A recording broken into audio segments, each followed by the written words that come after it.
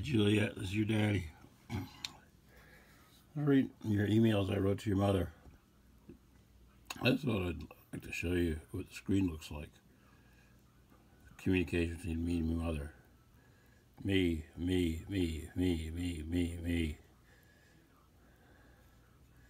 Let's go to the next screen.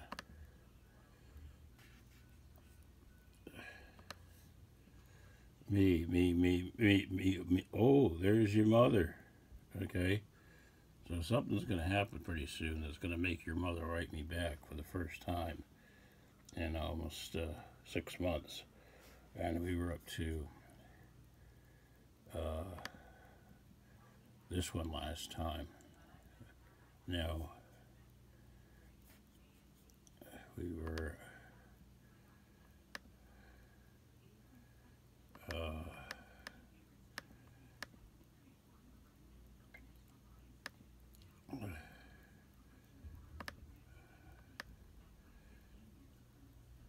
up to this email 19. Okay, and this is the next one. So I wanted to let you know that very soon something's going to happen. It's going to make your mother finally respond to me. And it's quite interesting for anybody else listening, because I have a feeling that these videos are going to break viral pretty soon. February 26, 2017. I mentioned my favorite moral philosopher, Sam Harris, in his book, The Moral Landscape. He has written a new book called Lying, and has added that as a universal morality. He also goes into how really bad it is to lie, even if it's to protect somebody's feelings. You're not really helping them. My friend Pari also mentioned to me about Adam Smith, universal morality of trust. Now, I never lied in court, and we both know you did several times. But the most damaging was that I threatened Juliette. I'm sure you were probably pressured into lying about that, because it was the sure way of cutting me out of the visitations. There's no question that I crossed the line in my verbal abuse towards you. Now, and however angry that made you, we can clearly see that the punishment here does not fit the crime. Just because I get angry and scream at you and call you names, is no basis on me never seeing my daughter again. Okay, because we know that the other parts lie, but I don't have to say that again. Keep saying that again. Everybody is going to know that. Perhaps you do feel guilty about that, but according to your religion, it's actually a mortal sin. It's one of the 10 Commandments, isn't it? I don't believe in hell, so I have no worries, but in some way, we have to count what we've done. If you believe in your religion, I don't think you do, because you never go to church, and once you left Jacksonville, you never went to church and never talked about the Bible or religion, ever. But if you do, I'd be, I'd be thinking about that, I think the best way for you to encourage Juliette to call me and make a bridge back to Juliette having 2 parents. She is biologically half me. I have every right to see her and be with her, no matter what the court says. However, I will continue to respect the order of protection, no matter how much I disagree with it, because I want a positive outcome. Besides, the last place you want to be is back in court with that letter that confirms that you lied about this situation. And if you took me back to court, at that point, I would have pulled out that letter. I would have betrayed my friend's trust. Not my friend, your friend's trust. But that will continue to be my secret. Let me think about moving forward, and even if you want to write out the order of protection, Juliette is allowed to write me or call me, then you would have the strongest influence in that happening. Let's put this back together. And I said, here's a podcast you can listen to. It's a very good podcast by Sam Harris. Next one's we're into March now, March 3rd of 2017. getting close to a year ago from today, which is April 2nd. Dear Lori, I hope you read what I sent you last week, how a lie can ruin another person's life. Bearing false witness against the neighbor seems to be a familiar phrase. In any case, my life is very different now than it was a year ago. I am much better off financially. I've made new friends. I've hooked up with friends I've not seen in 35 or 40 years. But sometimes things don't go well. And even when they do, there is a shroud of despair that hangs over me when things get tough. I go into a deep depression like I've done this week. Not getting out of bed all day for days at a time, or all of this week. You could never know the sadness I feel over what has happened to me. To suffer this way, no one deserves. Is there no forgiveness? Perhaps I'll have to call you, that I'm allowed to hear what you have to say. Since I would like to mention this, is that I saw both Delilah and Garfield yesterday and told them the story. Well, Delilah knew the story for a long time, and I waited to Gar. They all believe me. They all know you lied. That's why you eventually would say in one of your last letters that you turned my sister against you, because she was one of your flying monkeys that bought into the fact that that I threatened to kill my own daughter, and she knows it's not true, and criticizing her and the defective DNA in our family sure as hell didn't help.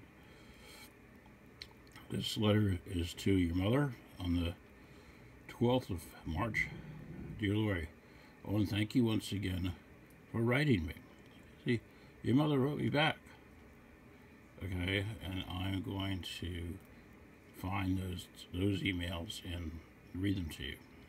I'm going to explain why your mother wrote me back. Your mother wrote me back because I looked on the calendar and I saw that you had missed like almost 3 weeks of school. And the first thing that came to mind was, oh my God, I hope something didn't happen to your grandma. I hope they didn't have to take off to Florida. It occurred to me that your condition of social anxiety disorder was so bad that you could no longer attend regular classes, whether you were staying home or going to the BOCES program, which Dr. Redenberg explained to me at some point later. All your mother said is that eventually that you were going to a different school. Your mother never really, very reluctantly, gave me any information. All I could do was speculate every possible scenario, every possibility, not to know what the future held for me. I think it showed great character on your part to write me, but you certainly didn't have to. It helps because I always worry. Now, I'll try to make this brief. I'm not very good at that. Let me call something point A. When it comes up to the future, I don't always have to keep writing the same thing out. Point A, no matter what I say, no matter what my goal is the health and happiness of Juliette is number one. Whatever it takes to accomplish that, all else is not important. I say this because I may seem like I am looking to get my relationship back with her, and yes, that is the thing I want second most, the thing I would do anything for. If I were truly convinced that she would be happy by never seeing me again, I would choose that, but I am certain that is not the choice. I've always thought that one visit with Juliette, seeing me once, would be game over. She has social anxiety disorder, like I said a year ago. I stamped my feet to the lawyer that this is what I wanted to address, and we go to the whole proceedings and nothing is done, particularly by that a-hole lawyer that is supposed to be looking out for Juliette's best interest. What I think would be the best place to start is eliminating one of her fears, me. And there are ways to do that. I won't push it, but this is a progressive disease. I knew that a year ago. I stayed up night crying, thinking she is silently suffering and she isn't getting help or the right help. I would like to know one thing, and don't worry what the answer is, because I'm not here to judge you in any way, but it makes a difference. When I had written Juliette for 6 months and never heard back from her, there could be only 3 possibilities. The first is that you gave her the letters, she read them and did nothing, or she refused to read them. The other is that you never gave them to her. If I know she is reading the letters, if I know that for a fact, I will temper what I say very carefully and work on ideas that will help her with this. The more I know, the more I can help. Having said that, I know you have seen that I have been very caring and gentle in what I have written her. I have 3 short YouTube videos that I please want you to watch. It might even be good for Juliette to see them, to know that she is not alone with this disease. I will help in any way I can, but having said that, I will not violate the order of protection. But this isn't about anger, holding grudges. I have changed a lot. I have devoted myself to moral philosophy because I did something that caused me to lose the one thing I loved more than anything in my life, and I have to go down deep, and I have done so to make sure I understand what went wrong. I wish somehow I could prove that to you. And so I will say this too. If your car won't start, I would come give you a jump. Even with the order of protection, I don't care. I would help you. When I saw you walking by me in that snowstorm, I wondered, did she walk all the way from Dobbs Ferry? You can call me and I would have given you a lift. We have to help each other, everyone, and treat each other with respect. We have to do the right thing. We need to learn from the past. We cannot live in the past. The future is what we have. We need to do what is best for going forward for everyone. So I am here always. But please let me know if Juliette is reading my letters or not. I won't get mad, but I just want to know. And please watch these short videos. So what happened, and you can see these videos on social anxiety disorder. What had happened was I called the school and to ask why you were missing school. And they didn't call me back. They called your mother, and they must have given it to your mother. They must have said, why aren't you telling the father of this child why she's out of school? And that, made your mother write me, finally, for her first email in 6 months of no responses, just leaving me out, hanging out to dry for 6 months, not knowing whether you ever read one of my letters. And in March 12th, I wrote, and I called the school because I was worried about you missing school so much. And that infuriated your mother. And she, to the point to where she wrote me back. And I don't know why she doesn't want me to have anything to do with the school. I don't know what she's told them. I don't know what she's told her friends. I don't know what she's told the family. And I don't know what she's told you.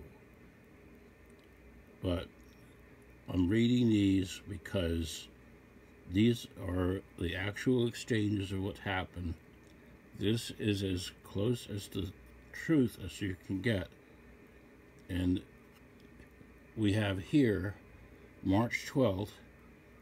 Order of protection started October 1st. Of course, you never called me the 8 months before then when we were in trial.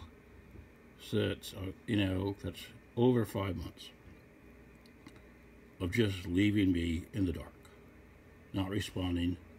You didn't respond to my letters, and we will find out that it was because you never read them. And she said she blamed you. She didn't blame me, she blamed you. Okay, and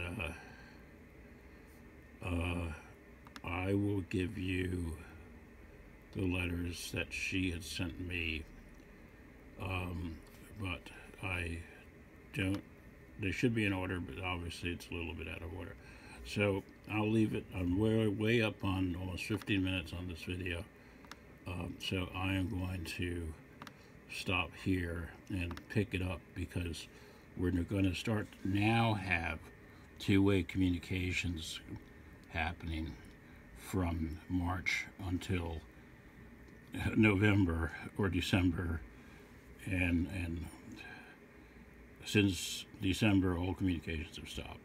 except for her last email she sent me was in January of 2018, and on the advice of my therapist, is to not have any contact with your mother whatsoever, due to potential condition she has called covert narcissism, and explains why she has done all these things that she has done.